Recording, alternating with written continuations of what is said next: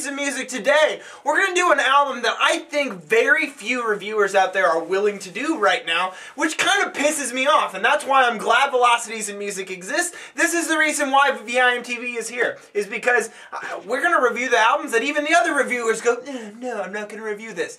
The Get Up Kids. Oh, there are rules. Now, I think they kind of broke the rules on this album, at least for the Get Up Kids are concerned. You know, this is their first album. The Get Up Kids have literally broke up as a band and then got back together. They haven't put out an album since 2004. And the albums that they put out before 2004 were in that kind of that pop punk scene that was really cool in the early 2000s that they were a part of with other bands like Taking Back Sunday. Which is funny because they even have been around since the mid to late 90s, 70s. They weren't even born yet.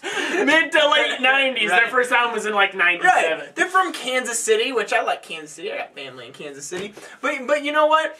I think it's a bunch of crap that people, just because of a band's past work, won't even take a look at their new work. Very few, like I said, very few reviewers are looking at this just because it's the Get Up Kids and they come from that stupid pop punk genre that really wasn't that good. I mean, let's face it, that was the thing that if you were into it, I was. I mean, at the time when you were younger, you don't really look back on that with a lot of pride. Now, they changed their sound here to where there's a lot more emphasis on the production and songwriting that I think it made a big improvement over what they used to be, and something that actually it makes them not a major player, but at least they're actively participating in the role of music that's going on in 2011. But Tito, what'd you think? I thought that a big thing was just the production. The production comes in and, like you said, takes that sound and puts a whole different spin on it. Because I think a lot of the songwriting here, if they had really wanted it to be like bubblegum pop punk, they could have done it that way, and they could have played it that way, and they didn't.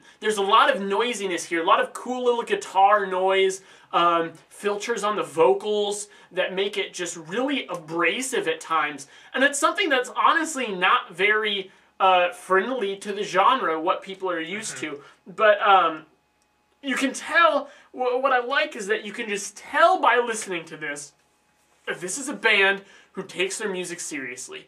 And I appreciate that so much. And even though I would say that there are some clear, just better tracks on here, and some clear tracks that are just not quite as good, don't do as much, overall, even those tracks that aren't quite as good, you can still tell that there is care put into them. And I appreciate that when I'm listening to an album.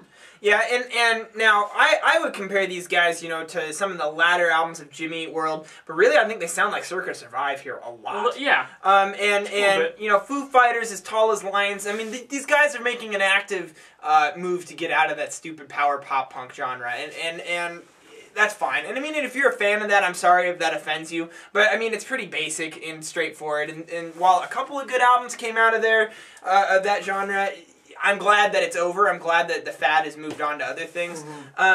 Now, one thing I noticed, Tom, is that there's a lot of distortion. A lot of the songs, especially on the back half of this album, start off with this really fuzzy bass. This fuzzy, distorted bass line that gets repeated throughout the songs, and it's pretty much present on most of the songs.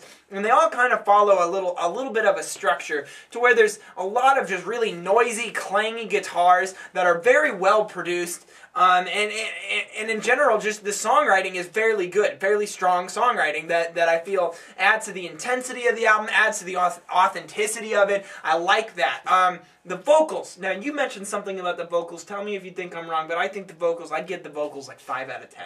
I'm not overly pleased. I think there's some issues with them that the vocalist doesn't really sell it. I think that overall this album also has just a lack of scope. This album doesn't really present a big idea. It's kind of like they were just so focused on changing their sound and what they were doing that they actually forgot to make the album kind of about something, or to have a reason for making the album, you know? Or really convey that to the listener if that was present. But just the instrumentation, the guitars on this album are fantastic. And it's just fun to listen to.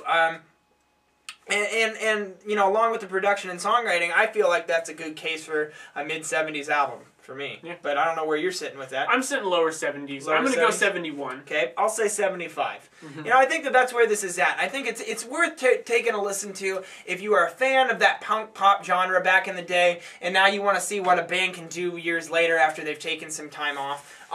this would be a good one to check out. I would recommend it. This isn't going to be one of the best albums of 2011. In fact, it's probably not going to be remembered as really anything more than this is the Get Up Kids 7 years later. And it's no big deal, but it's still a good thing to note, to check this band out, to see what they're bringing to the table. Because if other bands are going to start coming back, we could have a whole slew of talented songwriters coming back to the stage with a whole new arsenal of tricks.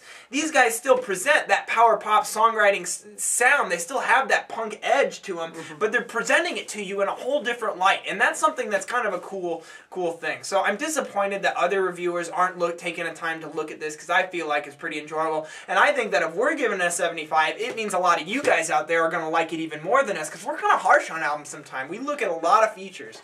And so I'm interested to see what you guys think. So if you guys were willing to give the Get Up Kids a chance, let us know what you think at www.velocitiesandmusic.com or youtube.com/velocitiesandmusic. And I also want to know, do you think critics should embrace more of these albums that are coming back, or albums that other critics shouldn't? Do you like that critics kind of hone in on one style of music? Because we think that you should really grade everything to the best of your ability. That's just us. But that's where we're at with this. You have anything else? No. I'm Jake. I'm Tom. And we are VIMTV. Thanks for watching, everybody. We are moving music critique forward.